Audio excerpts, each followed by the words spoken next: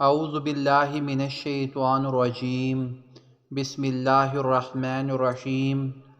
حلیمہ سعدیہ فرماتی ہیں، میں پریشانی کی حالت میں مکہ پہنچی۔ آپ کے دادا عبد المطلب کے پاس پہنچتے ہی میں نے کہا، میں آج رات محمد کو لے کر آ رہی تھی۔ جب میں بالائی علاقے میں پہنچی تو وہ اچانک کہیں گم ہو گئے۔ اب خدا کی قسم میں نہیں جانتی وہ کہاں ہیں۔ عبد المطلب یہ سن کر فوراً کعبہ کے پاس کھڑے ہو گئے۔ انہوں نے آپ کے مل جانے کے لیے دعا کی، پھر آپ کی تلاش میں روانہ ہوئے۔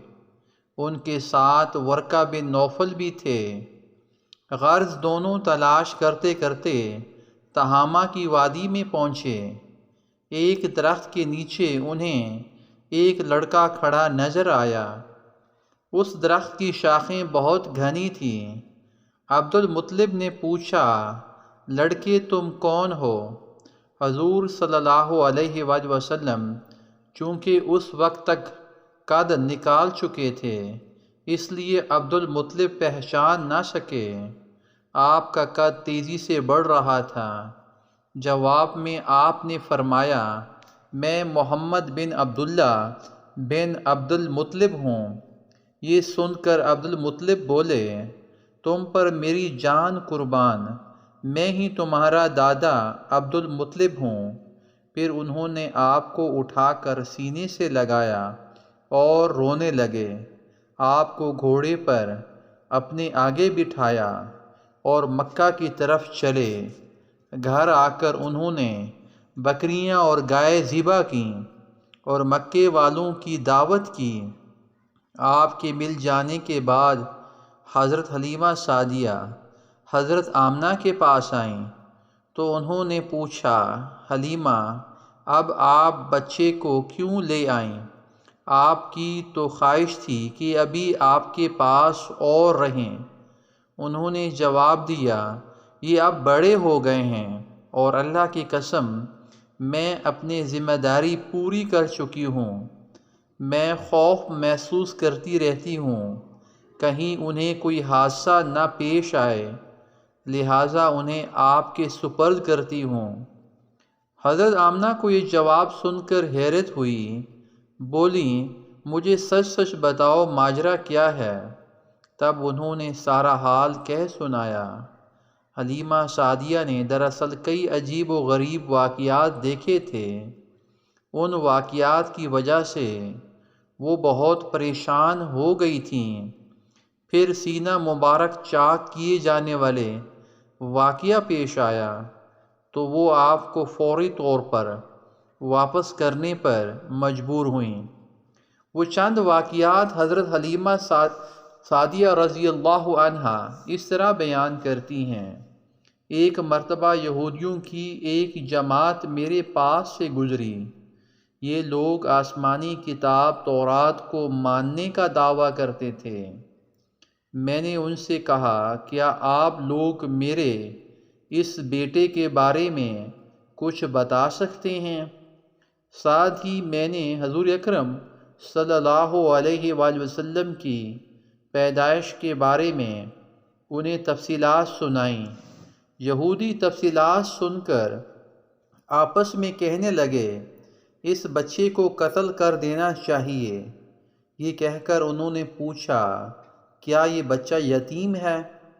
میں نے ان کی بات سن لی تھی کہ وہ ان کے قتل کا ارادہ کر رہے ہیں، سو میں نے جلدی سے اپنے شوہر کی طرف اشارہ کرتے ہوئے کہا، نہیں، یہ رہے اس بچے کے باپ۔ تب انہوں نے کہا، اگر یہ بچہ یتیم ہوتا تو ہم ضرور اسے قتل کر دیتے۔ یہ بات انہوں نے اس لیے کہی کہ انہوں نے پرانی کتابوں میں پڑھ رکھا تھا کہ ایک آخری نبی آنے والے ہیں، ان کا دین سارے عالم میں پھیل جائے گا، ہر طرف ان کا بول بالا ہوگا، ان کی پیدائش اور بچپن کی یہ علامات ہوں گی اور یہ کہ وہ یتیم ہوں گے۔ اب چونکہ ان سے حلیمہ سعدیہ نے یہ کہہ دیا کہ یہ بچہ یتیم نہیں ہے، تو انہوں نے خیال کر لیا کہ یہ وہ بچہ نہیں ہے۔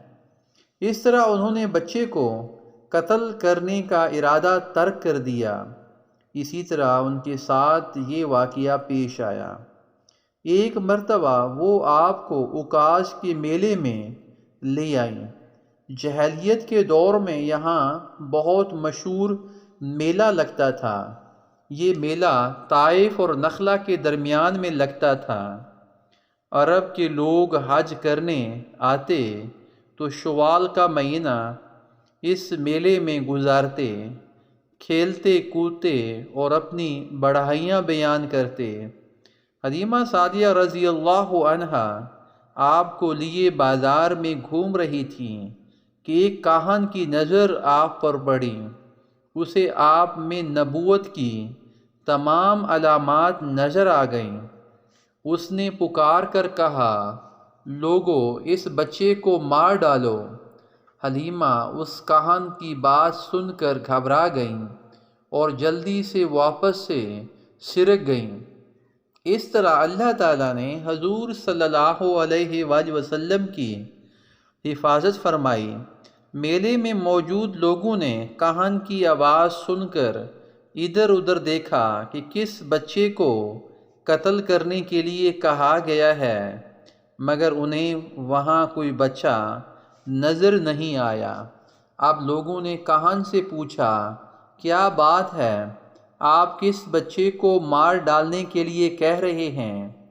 اس نے ان لوگوں کو بتایا، میں نے ابھی ایک لڑکے کو دیکھا ہے، معبودوں کی قسم وہ تمہارے دین کے ماننے والوں کو قتل کر دے گا، تمہارے بتوں کو توڑے گا اور وہ تم سب پر غالب آئے گا۔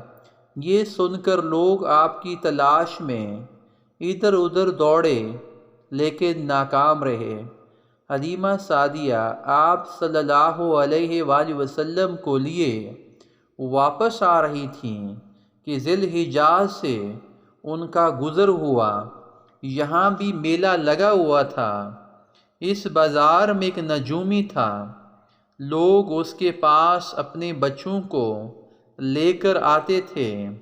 وہ بچوں کو دیکھ کر ان کی قسمت کے بارے میں اندازے لگاتا تھا۔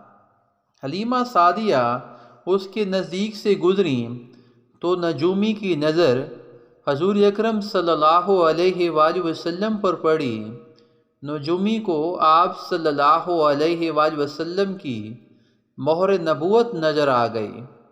ساتھ ہی آپ صلی اللہ علیہ وآلہ وسلم کی آنکھوں کی خاص سرخی اس نے دیکھ لی۔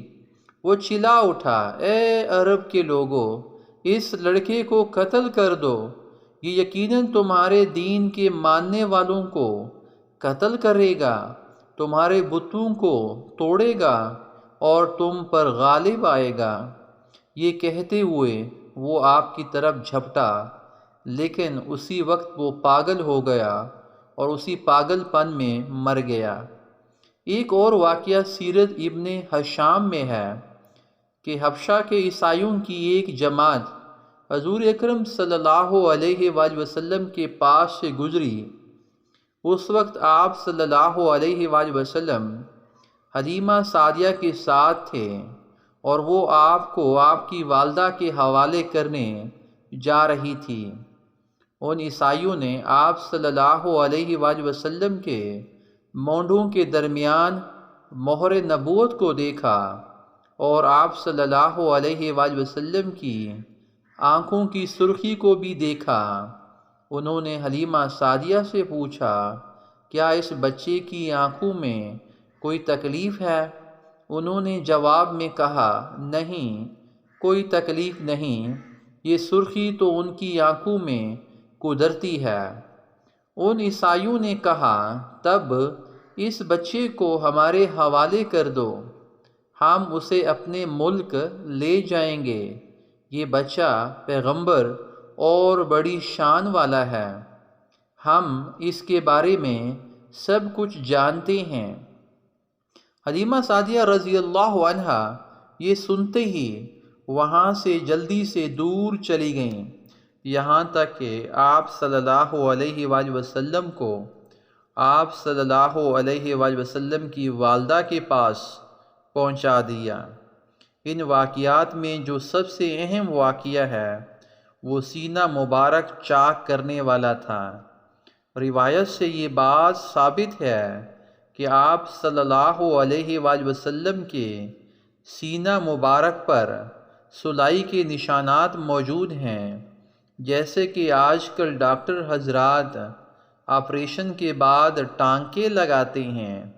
ٹانکے کھول دیے جانے کے بعد بھی سلائی کے نشانات موجود رہتے ہیں۔ اس واقعے کے بعد حلیمہ سعدیہ اور ان کے خاوند نے فیصلہ کیا کہ اب بچے کو اپنے پاس نہیں رکھنا چاہیے۔